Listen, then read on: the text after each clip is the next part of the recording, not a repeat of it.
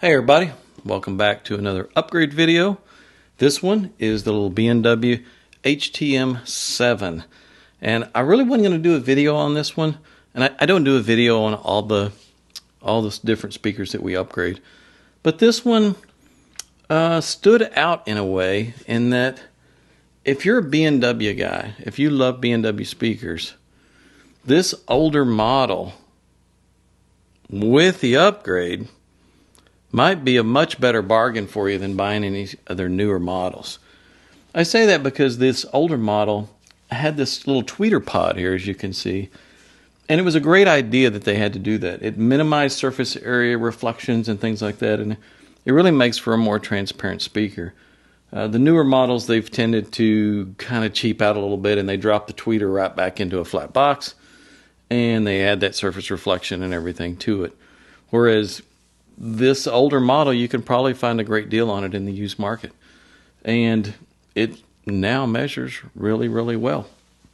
This is going to be a quick one, so bear with me. Let's look at some measurements and get right into the heart of this thing. I'm going to have Ron do something a little different this time as far as throwing the measurements up.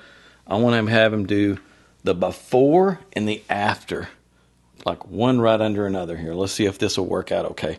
So we can kind of see and compare. This is the on-axis frequency response.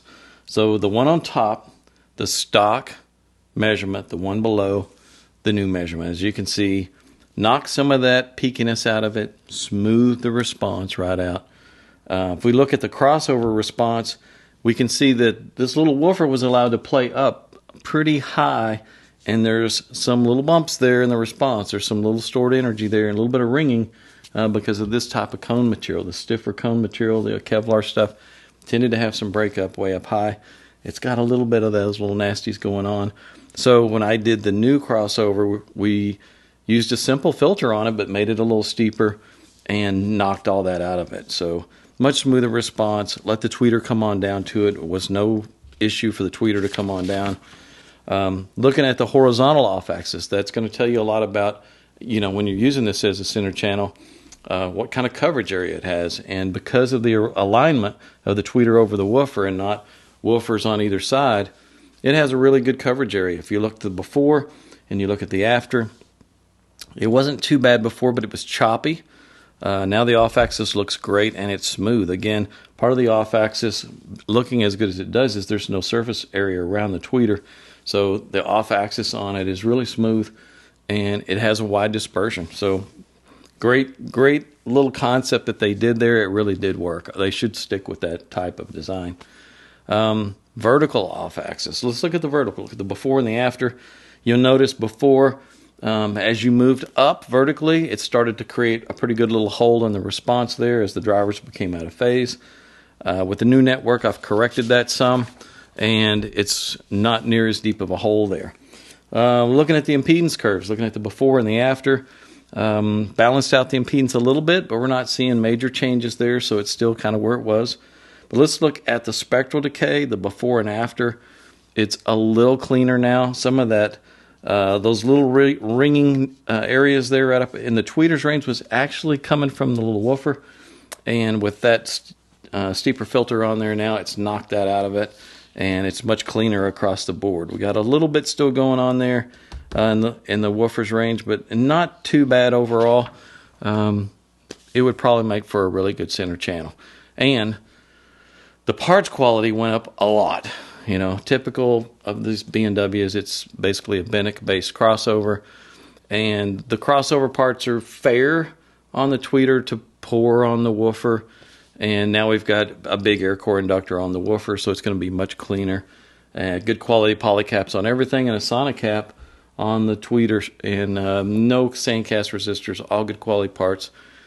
New wiring and a set of tube connectors. Well, actually a pair of tube connectors. You just need two. And that's going to get the cheesy binding posts that are on the back here out of the signal path and improve the signal transfer quite a bit. All in all, the whole kit is $195.50. So if you find one of these out there, or if you own one of these things, we're not looking at a lot of money to make a pretty significant improvement in performance on this thing. And it's a fun project. Pretty easy to work on. The tweeter in its little pod here comes apart and you can get to the tweeter, and you may not be able to really get new wiring all the way to the tweeter. You may need to splice new wiring in on the old wiring right there as it goes into the tweeter.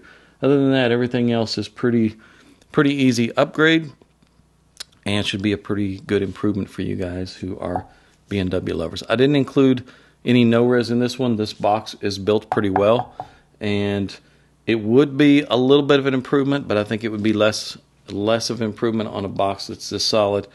And I'm trying to keep that cost down to where you guys look at it and think it's a no-brainer. Let's just upgrade this thing. That'd be a fun project.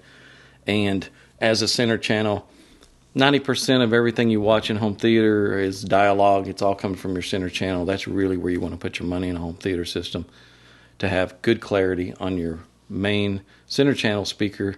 I think even more so than your left and right mains when you're watching movies, because there's so much that you're just hearing just out of the center channel only. So good little investment there. That's it for this one. I got more videos to shoot, and I will catch you guys in the next one.